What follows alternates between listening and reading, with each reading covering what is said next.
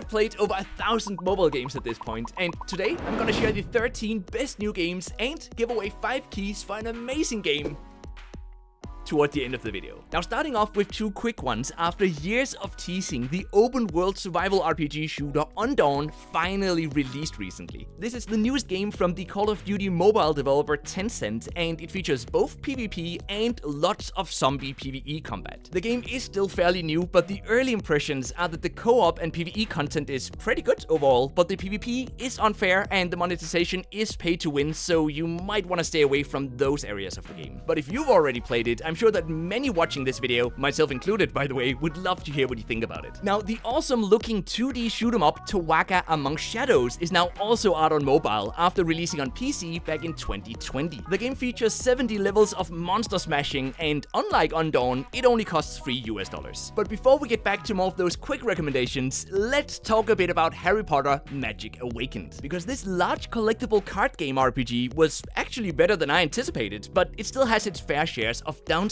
as well. So here's everything I liked and disliked about Magic Awakened. Starting with the positives, the real-time combat is actually great fun in this game, both during PvE and PvP. And I especially liked that we're not only playing cards, but we can also move around our own character in this game to avoid incoming attacks. The story-based campaign also has several references to the Harry Potter books, and we often even get to reenact scenes from the movies. And as someone who's watched all the movies, I gotta say, that was kinda epic. And lastly, there are many nice minigames, one of which is that we can freely fly around on our broomstick outside the castle walls. On the other hand though, the biggest downsides are that the game glitches and sometimes even freezes completely. And while the monetization isn't straight up horrible, I am fairly confident that it will get worse over time, so I recommend staying away from the competitive aspects of the game. If you're a Harry Potter fan though, I think you'll really enjoy the single player campaign, as it's basically one big fan service game. Now, at the end of June this year, we also got a unique new match-free RPG called Bright Reappear, and at its core, the gameplay simply has us match potions, gold, spellbooks and weapons to destroy the enemies approaching us. But there's a twist here, because what sets the game apart from all the other match-free games is that we can select multiple icons on the board and then move them all at the same time, which, if done correctly, leads to some really large attacks and combos. The game also features loot, character levels, shops, and just lots of other neat RPG elements though, so if you've been looking for a great match-free game without any pay-to-win elements, this one only costs $2 US.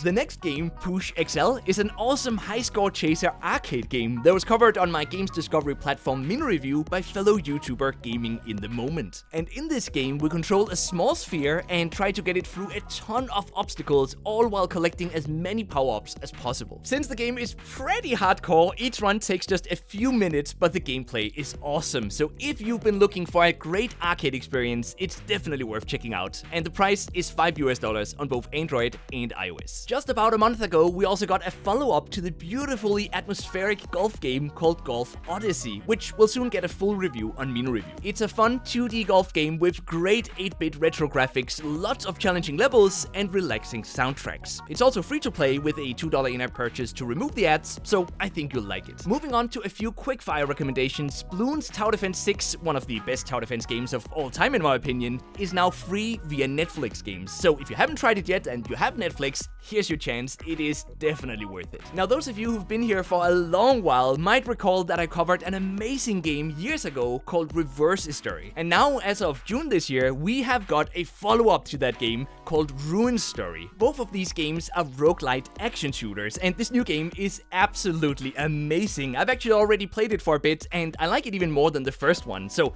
I think you might as well, and a full review will be coming later on as well. But for some of you guys, I think the best news of this month is that the follow-up to Atom RPG is finally here, and it's called Trudograd. This is a massive RPG inspired by the early Fallout games and the Baldur's Gate series, and when I say massive, I really mean it, as the game features over 300 NPCs, 200 quests, and a vast open world with at least 40 hours of gameplay. You can even continue playing with your Atom RPG character in this new game, which I think really shows just how much the developer cares about its player base. Now, I'm sure Trudograd is an amazing game, but I think the award for the most unique game this month has to go to the dark and hardcore Kloot Arena, which is basically a mobile PvP version of the old physical game of marbles. The game is played over 2 rounds where the goal is to knock the opponent's marbles off the board, and despite the grinding required to upgrade everything in this game, I think some of you will have a great time with this one. One of the best indie CRPGs of all time also released recently, and this one is truly a hidden gem as it has almost no downloads so far. The name of the game is Caves of Law, and according to Alex Sem on Mino Review, it features lots of dungeons to explore, monsters to kill, loot to collect, skills to learn, and quests to complete. Basically everything we all love about the genre. And it even has controller support.